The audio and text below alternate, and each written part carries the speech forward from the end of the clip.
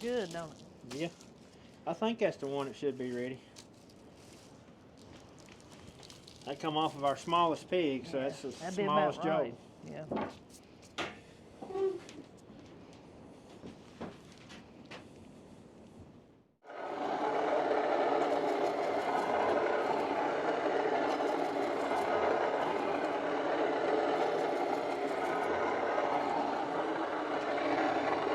That's pretty, ain't it? Hey y'all, it's Megan and Andy. Welcome back to the channel. Glad y'all are here today. Happy New Year's Day. Today is the first day of 2026, January the 1st. And of course that means the traditional New Year's Day meal. Now, I've come to learn that New Year's Day meal is a little different everywhere. But here, it's hog jowl, turnip greens, or any kind of greens, black-eyed peas, and cornbread. So that's what we're going to have for lunch today. And if you're new around here, me and Andy and our two kids, we live in the foothills of North Carolina, and we grow about 80% of our own food. And we live fairly traditionally, and that's something we like to share here on the channel. But right now, we're getting our morning walk on, walking our fence. Number one, just to get the day started. And number two, it's just a good time to go around and check that we've had a lot of wind. Andy was getting some sticks off the fence. You can never check it too much. That's all right. Right back here, one of the newest additions to the farm is our new hay shed. We'll go a little more in depth on that in a later video, but I'll give you a quick look at it. That's one that I'm pretty proud of right there. Yep. That's going to hold a lot of hay for us. So, I'm looking forward to lunch today because that's my kind of food. And you just can't ever get tired of greens, peas, cornbread. You was talking about not everybody cooking exactly the same thing. I think, you know, where we put in the hog jowl, I think a lot of people just use pork in general. At least from what I've gathered on Facebook. I see a lot of people that looks like they're eating ham or pork tenderloin or something, but just some type of pork. But for us, it's always been hog jowl. Even when I was growing up and we didn't have pigs when I got older, well, that's still what we would eat. That's what I've always... That's what we always ate was... And maybe that's a, you know, a very local tradition here. Was, yeah, greens and black-eyed peas and hog jowl. Every New Year's. So I'm excited because if you've been around for a while, you know we grow our own corn for our cornmeal. So we're going to be making some cornbread from that today. That's what our cornbread's going to come out of. And I'm excited for that and excited to show you that. I guess when we get back up to the house, we need to go shell it, don't we? Yeah, it's still on the cob right now. Yeah. It's always nice coming out in the mornings and the sun's coming up. And so usually at New Year's, I have fresh greens that I can pick to go with my meal. Luckily, I froze collards and canned some turnip greens. And so I do have some from the farm, but the cold really hurt these this year. So you can see, I mean, they're not dead. They're starting to come back out. But I'm gonna let them have a little break because they was looking pretty rough there for a little while. So I'm not gonna pick any of those. So I think these are dead. But we got really cold really quick. It was a little unusual December. We've already had snow. That's why we put more up for later, right? Just in case. Good morning, my sweet babies. Good morning. Yeah, happy January.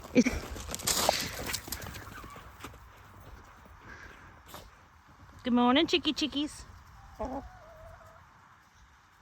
This is our land raised corn. This is a variety Andy put together. Been working on it for several years. It's a mixture of several different varieties, and that's what we grow for our cornmeal and grits and animal feed. So we're just going to shell it off and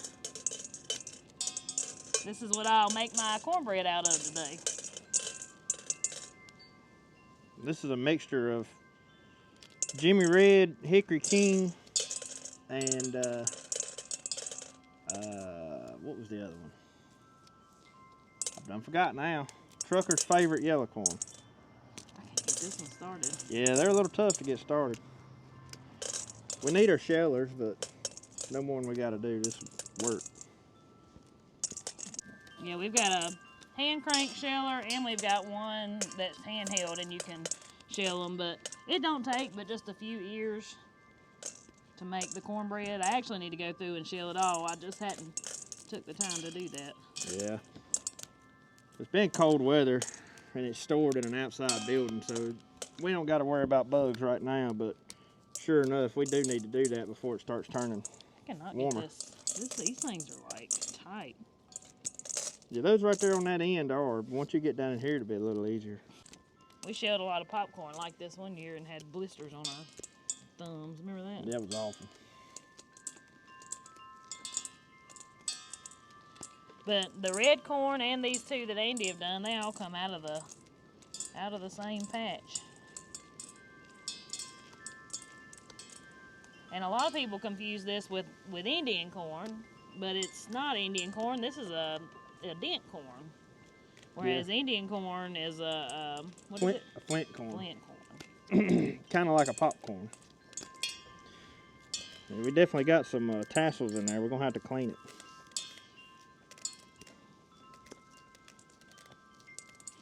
And I also have a hand crank cornmeal grinder, but that's not what I'm going to be using today. I have an electric one too, and it works perfect for just doing a little bit at a time. Eventually in life, I'd like to have a way to grind a lot of cornmeal at one time. Well, the hand crank one works really good too, but be prepared to crank forever. Takes me at least 30 minutes to grind enough cornmeal to make a loaf of bread, so.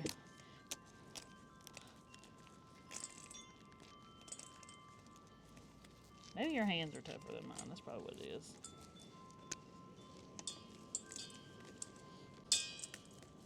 A lot of people also confuse like this fresh made cornmeal is not like the cornmeal you buy at most stores. Most of that is self-rising cornmeal. This is just plain old corn. Pretty good bowlful. That should be enough. There you go. Let the wind work for us.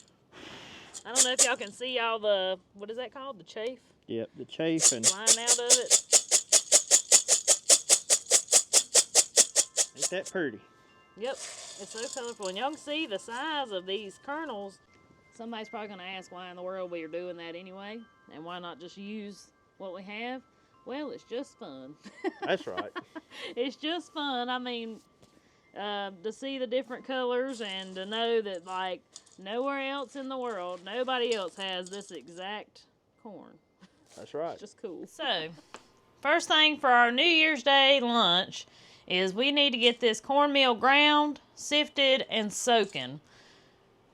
As I said just a minute ago, fresh cornmeal is a totally different beast than your store-bought, run-of-the-mill cornmeal. So the way I'm going to show you today may have been the way your grandparents done it, or your great-grandparents. Not the way we use the cornmeal that you buy today. Fresh cornmeal, I have found, is thirsty.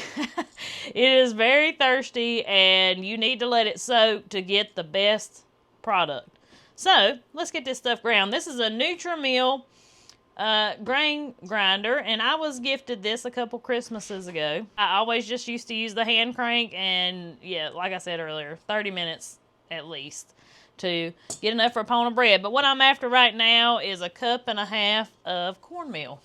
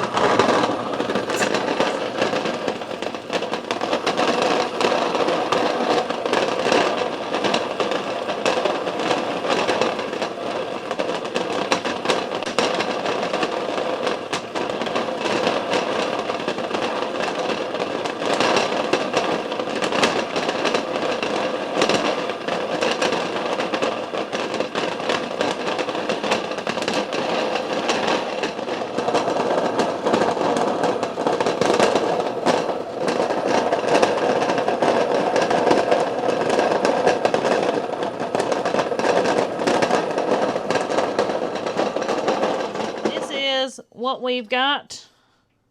So I hope you can tell there's actually some bigger pieces of corn that are still in this.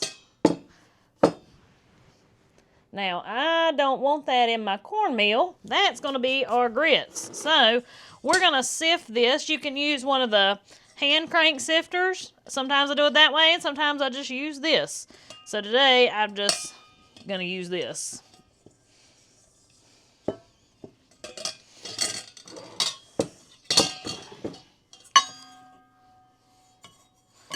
And like I said, I'm after 1.5 cups of sifted cornmeal.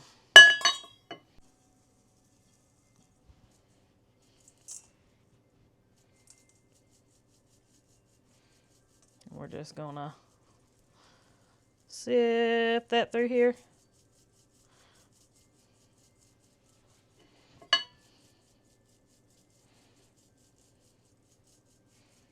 And just see how much we end up with. So you may be thinking, surely Granny and Papa didn't stand there and do this every day when they made their pound of bread. No, more likely they probably did not. They, you know, they had a meal back in the day. There were so many local meals. At least it was like that here. There was a local meal here every few miles, it seemed like. And they would go to the mill, get their corn ground for their cornmeal and for their feed and their grits and all those things. And a lot of times those mills have a machine that will separate this. So that was already done too. I don't know if all of them did, but I do know some of them had machines that would do this part right here too for you. I can't think of the name has left me. I know that machine has got a name. But anyway, so if you're like me though, little elbow grease makes your cornbread taste a little better, you know. Have to work pretty hard for it.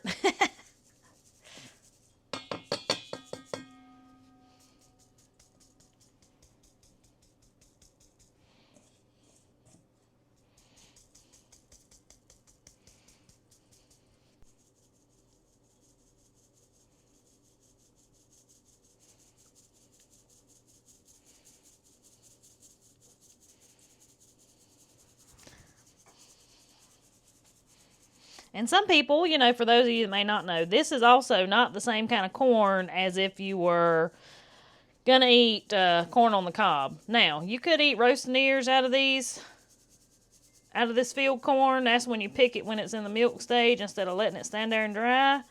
But this is not your average day sweet corn. Well, I got tired of doing it that way, so now back to this way.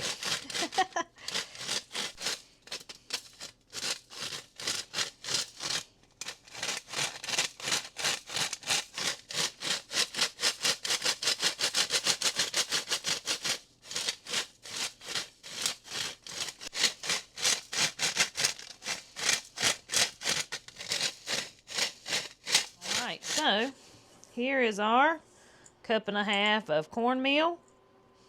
Now, I do add a few of those little, what I call the grits, in there with it, just to have some bigger pieces. But you can see, this meal grinds it up pretty fine.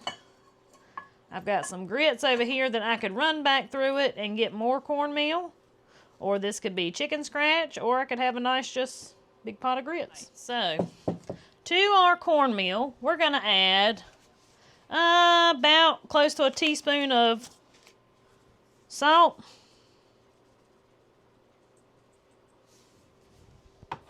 And we're going to add about 1 cup of buttermilk. I'm going to get that salt kind of combined in there.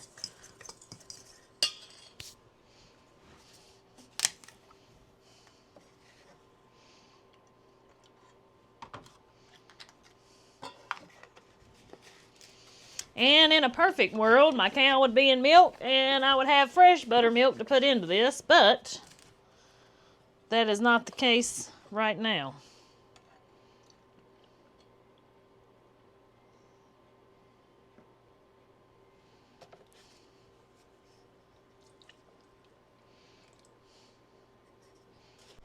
we're gonna get this all mixed together.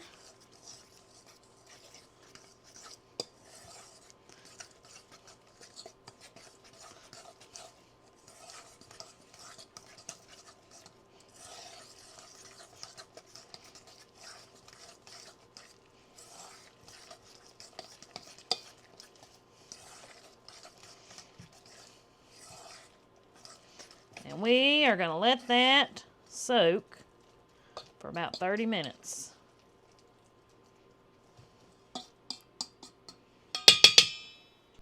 So while we're waiting on that to soak, we're going to run down to my grocery store and grab our turnip greens and black-eyed peas.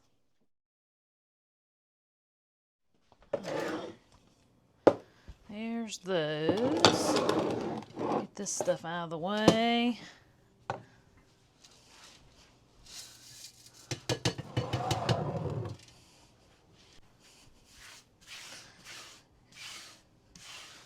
Here's the other bad thing about making homemade cornmeal and grinding it in the house.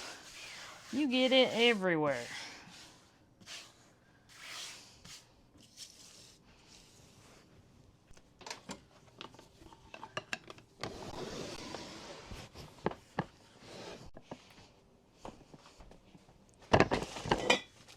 So you can't have a big fine lunch like this without a good dessert.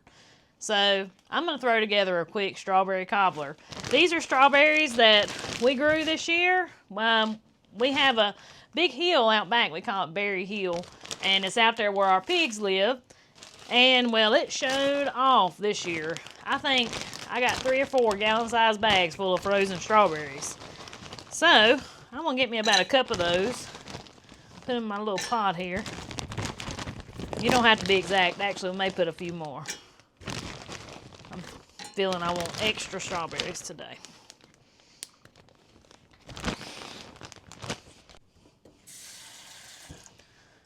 Just enough water in the bottom of my pot to keep them from burning. Cut that on. I'm going to sprinkle those with about a tablespoon of sugar. And we're going to let them simmer while we're getting our mixture together here, our bread mixture. So this is a very simple cobbler. There's all kind of ways to make cobblers, but this is the way I like to do it, and it's a quick, easy dessert that is so good.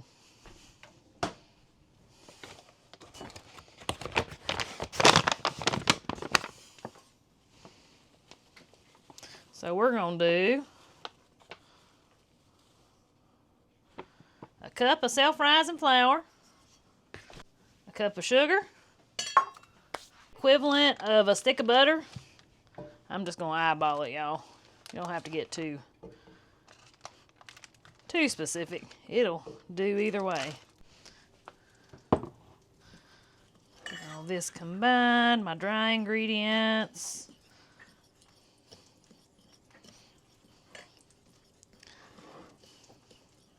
Now, I like doing this to my strawberry cobbler, giving it a good little sprinkle of cinnamon there.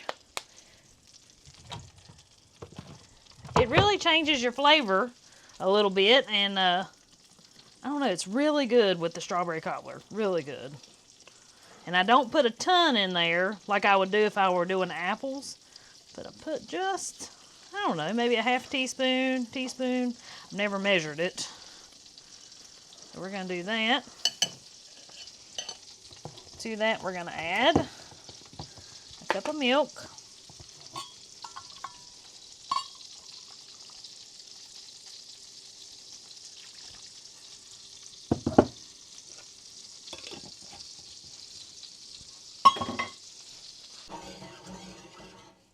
And we're going to add in our melted butter.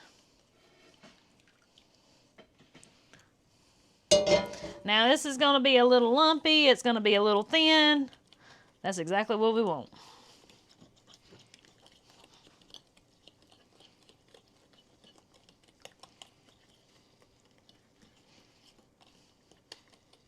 You can throw in a splash of vanilla if you want. That makes it really good too.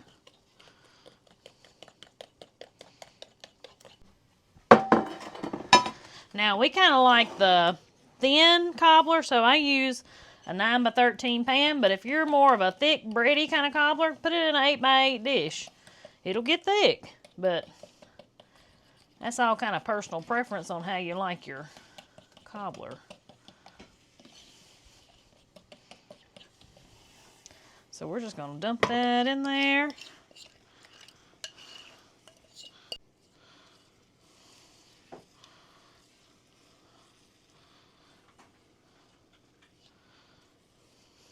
Then we're going to take our strawberry mixture and we're going to kind of pour it, juice and all,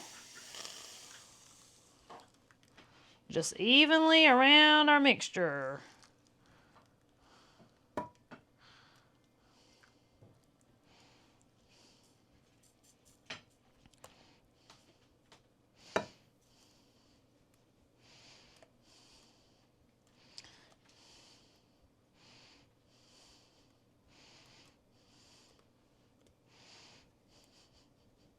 Perfect.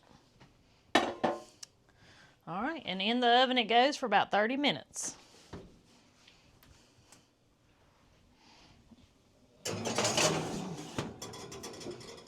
We're gonna get these black-eyed peas going.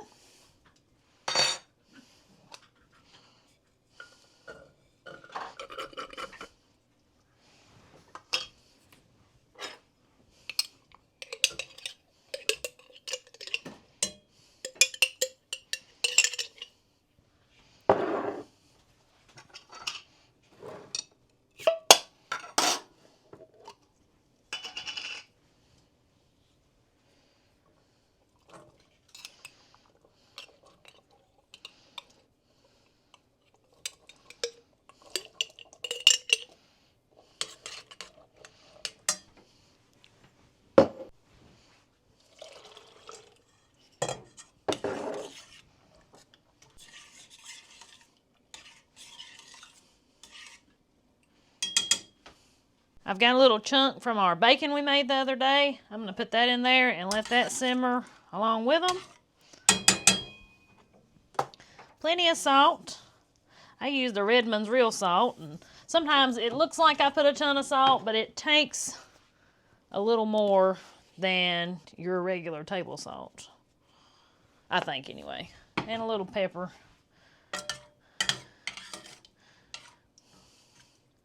We'll just let that go to town here. And we'll get started on our cornbread.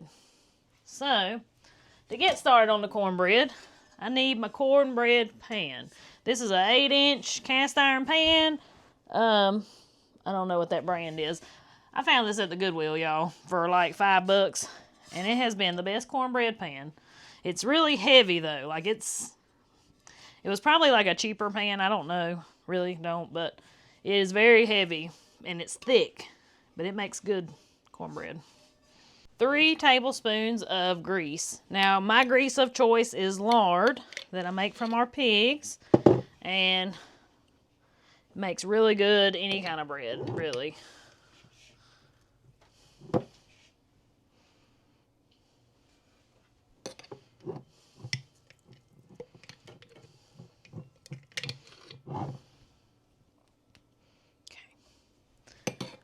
We're going to put this in our oven, let that be melting, let our pan be heating up. And we're going to bring on over our soaked cornmeal. So here's you a good up close look at what our cornmeal looks like now. It's been soaking around 30 or 40 minutes. So it's really drunk up that buttermilk. So to this, we're going to add an egg.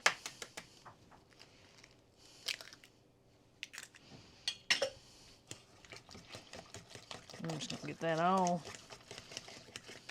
mixed in. I know I should mix it first before I put it in there, but anyways, I got enough dishes to wash.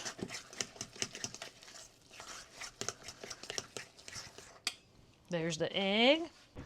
We need a half a teaspoon of baking soda.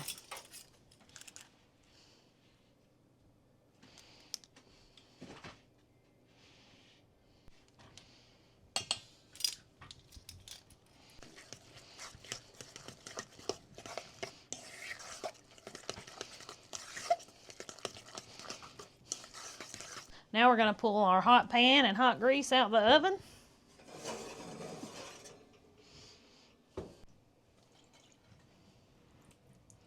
And we're going to get all that combined. So that's about three to 4 tablespoons of grease there.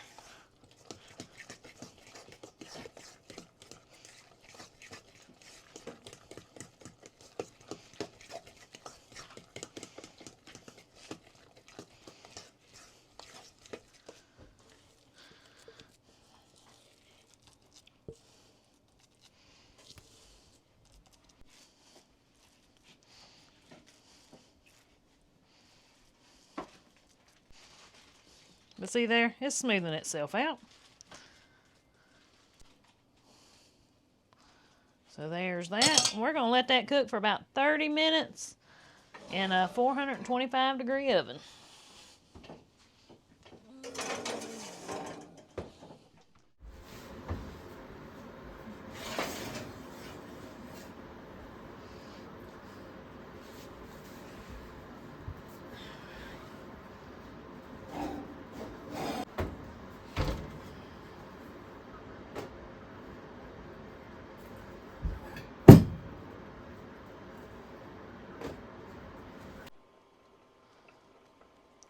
This here is our sliced hog jowl. If you've never had hog jowl or not sure what that is, it's literally what it sounds like. It is the jaw of the hog, and we cure those. They sit in salt for a couple of weeks, and then we slice them just like you do bacon. And well, like we said earlier, that's what everybody around here typically eats on New Year's Day.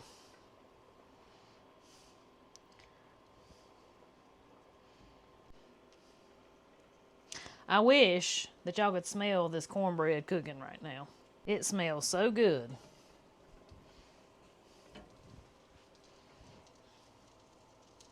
But you just can't beat a good piece of jaw meat. In my opinion, I think it's right on up there with bacon. It is a great cut of meat. Don't waste it on sausage, y'all. I don't think anyway. It is very, very good. Very good. It's going to make us a lot of delicious grease in our pan too for our turnip greens.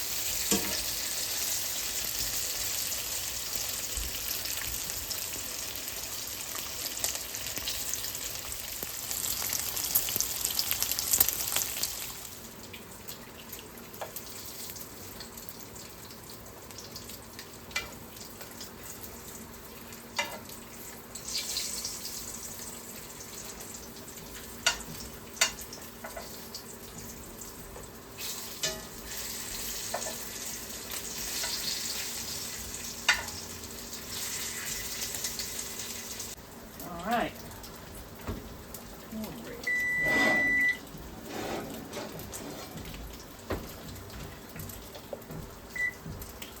Look at that.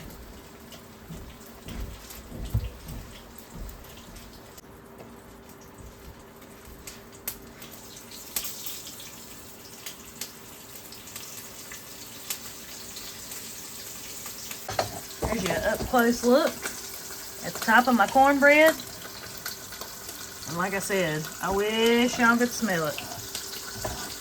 I'm gonna give it a shake. Make sure it ain't stuck. Alright, and last but not least, we're We're not going to waste this grease in our pan. I want a good layer on the bottom there.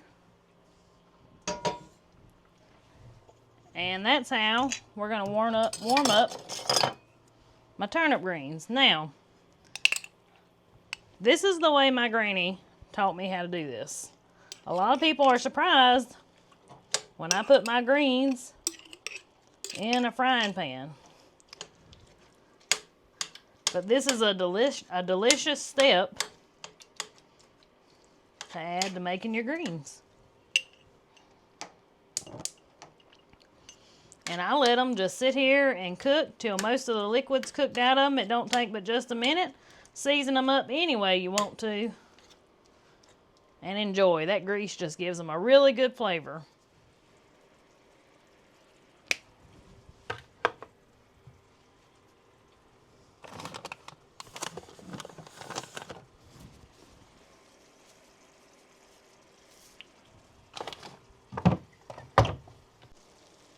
And one final thing I like to do is I like to go ahead and add me a little apple cider vinegar in there while they're cooking. Are you about ready? I know you're probably starving to death. All right. It looks good. Smells good. I made all these turnip greens for you. Yeah, I'm sure I'll eat them all too. I made some dessert too, because I thought we couldn't have this fine meal without dessert. Now I'm looking forward to that. Yeah. So I guess I'm just not going to have any money this year. And I never do. Greens for money. Pork for luck. Black-eyed peas for wealth. Wealth. And I eat my black-eyed peas every year, and I consider myself a very wealthy man. There you go. Because what other man has it made like I do to have a wife that cooks a meal like this? Oh my 2 beautiful children. I mean, my goodness. You're just doing too much now. Am I? I'm just joking. That's the truth. I think wealth and richness is not all about money. Yeah, wealth is... it's measured in many other ways. I agree. Yes, and eat plenty of hog jowl. Boy, it cooked up good. I see that. And my cornbread stuck. I finally got my recipe right, and I tried to show it on video, and well, you know. Hang on, I want to try this. Hang on, it's going to fall apart. Badly? Like, get you here. Boy, it's pretty. Look at the color of it. Pretty good, ain't it? Yeah. It just don't rise up, but that's normal, you know, for the just using cornmeal. I didn't put any flour in this. So I think cornbread is supposed to symbolize gold or something like that, but I'm not sure our cornbread is going to symbolize gold because it's not golden color. Because it's colorful. Yeah. This is more colorful and gray. So it's thin, which is to be expected when using just plain cornmeal. But it has a very good flavor. It does. Is it good? Mm-hmm. It's good. Very good. Oh, and my greens. I'm going to get me a few more beans. I'll put my hot sauce on these greens. That'd be good. I wonder what the hot sauce will be like in them black-eyed peas. Probably good. But Man, that hog jaw's on point. yeah, boy. Gosh, that is good. You don't get no better. But anyways, guys, there you have it. That's our traditional New Year's meal here in our little corner of Appalachia. And yeah, hope y'all enjoyed today's video. Hope I learned a little something. We're going to sit down and enjoy our lunch and hope for a Happy New Year, right? I guess I'm going to get back to taking down Christmas lights. Yep. So I guess I'll be taking Christmas lights down all year long. I guess so. Looks that way. Yeah, because they always say whatever you're doing on New Year's Day is what you'll be doing all year long. So I guess I'll be cooking. You'll be cooking and I'll be taking down Christmas lights. So it might be an interesting year. It might be. But anyways, guys, till we see y'all on the next one. Y'all have a good one. Have a good one.